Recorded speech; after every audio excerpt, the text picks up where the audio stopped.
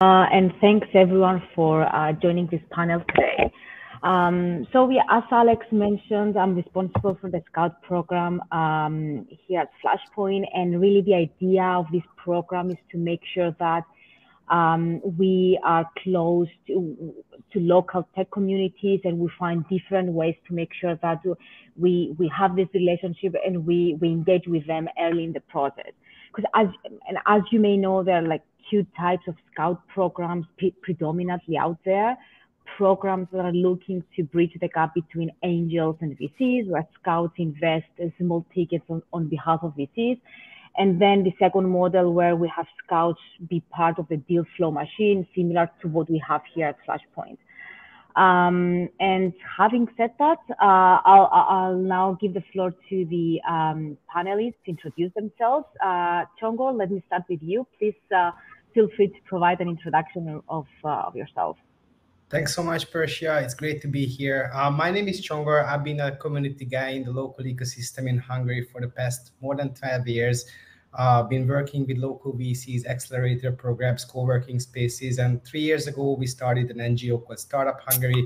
Basically, we gathered together the local champions, some of the best local entrepreneurs, to give back to the ecosystem.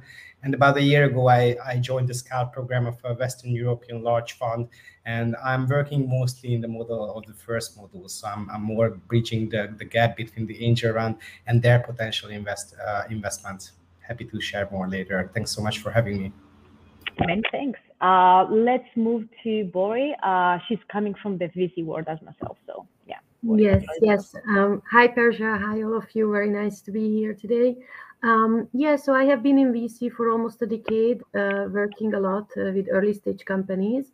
And in the last 1.5 years, I am with a Vienna-based VC called Uniqa Ventures, where we focus on traditional Series A investments in 4 verticals: fintech, insurtech, digital health, and mobility. And when it comes to sourcing, given the size of the fund and our sweet spot, actually the team does most of the heavy lifting. So I just jumped out of Bits and Pretzel help from Munich conference for this call, where I'm personally meeting promising startup founders and also working a lot with our other VC friends in forms of small fund-of-fund investments as well. So for feeder fund structure and a lot just in general on exchange of deals.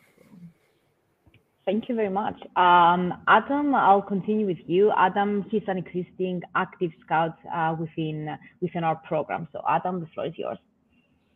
Thanks, Persia. Good afternoon, everyone. My name is Adam. I represent the operators side. I work in sales and Earth observation and the space vertical. However, I've been involved with the European venture and early stage market for, I think, close to 5 years. I've been working with a number of startups and investors, and I continue doing that these days, also being involved in the scouting program of Flashpoint, like Persia mentioned. Thank you. And lastly, Daniel, another active Scout within our program. Thanks, Persia. Hello, everyone. Pleasure to be here. Overall, I have over 14 years experience in providing market research and financial analysis for investors. I work with funds on a global basis, pretty much doing the grunt work of market research and analyzing the valuation for potential investments. Previously, I worked with an American AI fund called Asfrin Capital Partners, based in New York City. And recently, I've been working with a lot of VCs, more, for example, like Flashpoint, being a scout and looking for undervalued companies to get investments. Thank you. And actually, Daniel, let me start with you. In your view, what are the key ingredients of a successful Scout program, and what, in your opinion, drives interest for someone to become a Scout in such a program? Well, I think to be a good Scout, you have to be a curious person. Why? Because you're going to learn about different things in different markets, and also the passion of founders. For example, what drives them? What was their idea? What problem are they solving? What's their solution? And moreover, to be a good Scout, you have to know what's going on in the market. You got to follow the news. You got to know what the trends are. And of course, you have to know what the VC that you're working with, what's their investment criteria. There's no point of scouting thousands of companies if it doesn't fit the investment criteria. Yeah, makes sense. Okay. Thanks. Csongor, let me move to you. In your view, how can scouts boost their performance?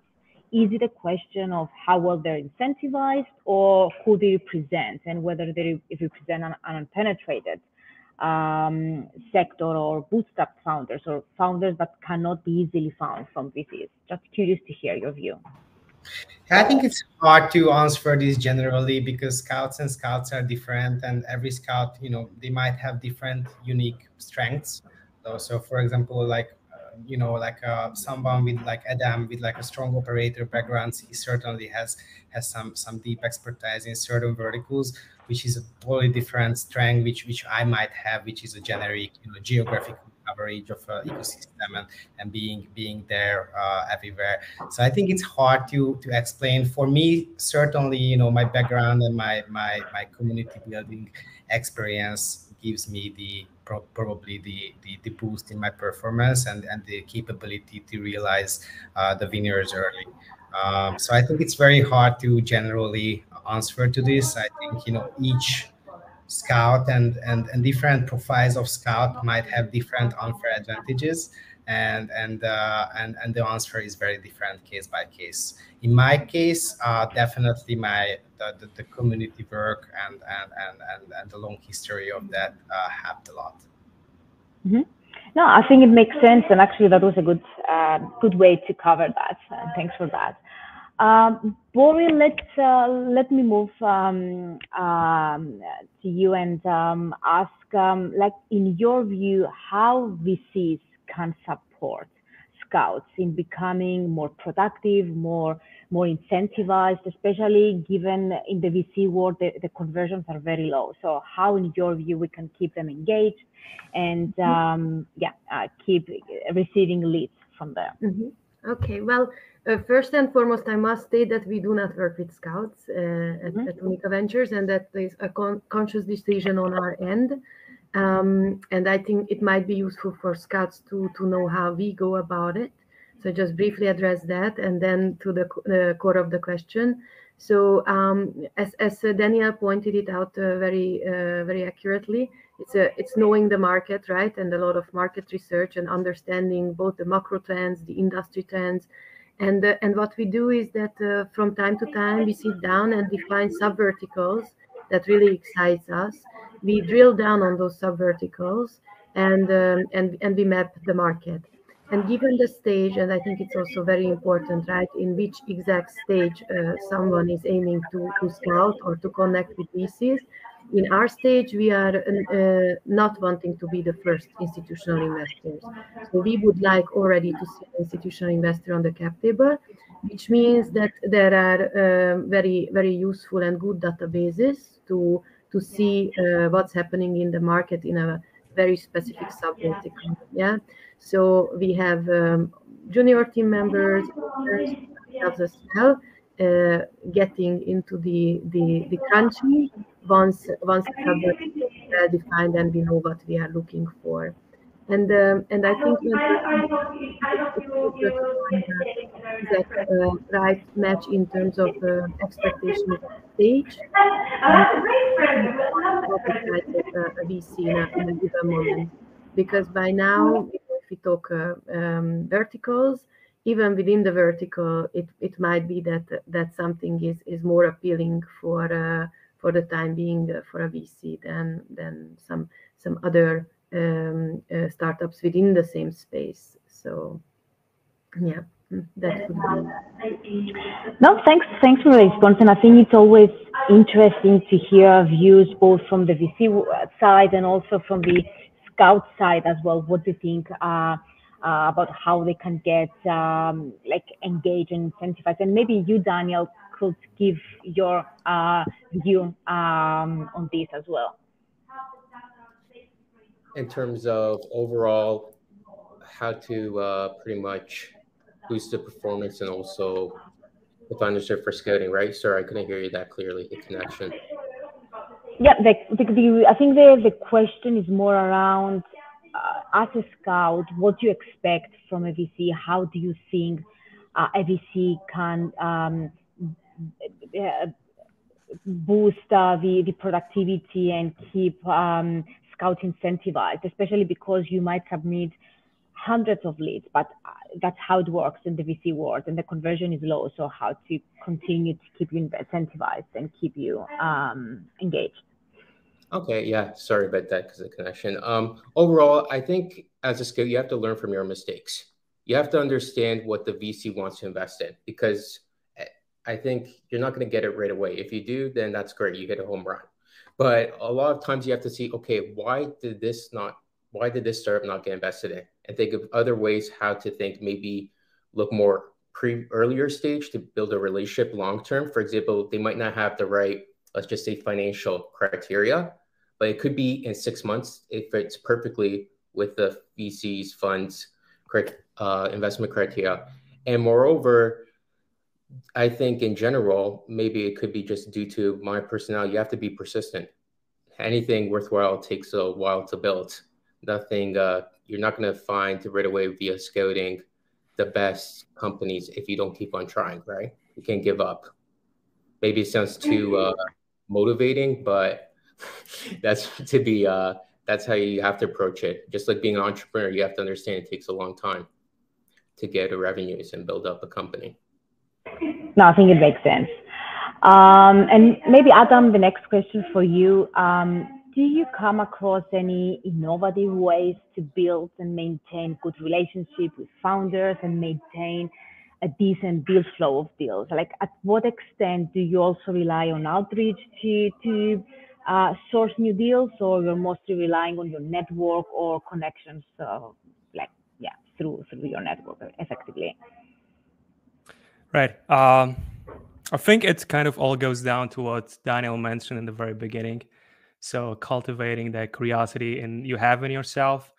I mean, the word network seems to be thrown a lot, but I think it should only be kind of a side effect of all your activities. And you should be simply driven by the real curiosity about the market, underlying unit economics, business models, and probably build some domain expertise that will allow you to build a rapport and connect with funders based on merit. Most of the times, founders are really passionate about the business, and if on the other side they see someone who is really curious about what they're doing, they'll be keen to engage. So bottom line is they don't want another analyst asking them about their LTV to CAC ratio. So I can take my example, being someone who has some experience in sales development, understanding challenging sales processes. I often use this experience and leverage in order to kind of build rapport, understand when the other side is coming from, and really use that as a tool to connect with funders. And it comes on pure tools on finding new interesting deals. There's a whole generation coming up that is probably not on LinkedIn when we start talking about Gen Z. So obviously we have to probably look more into areas like Reddit, Slack, dedicated Slack groups, and Discord. That's where a lot of deals are happening, and when you can find interesting leads. And again, those are probably beyond your traditional sourcing methods that include the deal room, Crunchbases, etc. Thank you. No, thank you for your response. Very, very comprehensive, I would say. And I know we're running a bit late, but maybe one last question for Csongor. Maybe in your view, how does the scope and the role of a scout has been shaped on the back of the current market environment, especially when it comes to pre-selecting, pre-evaluating startups? Do you see any material differences in terms of behavior, how you need to treat, how you need to engage with startups before you progress and show these leads to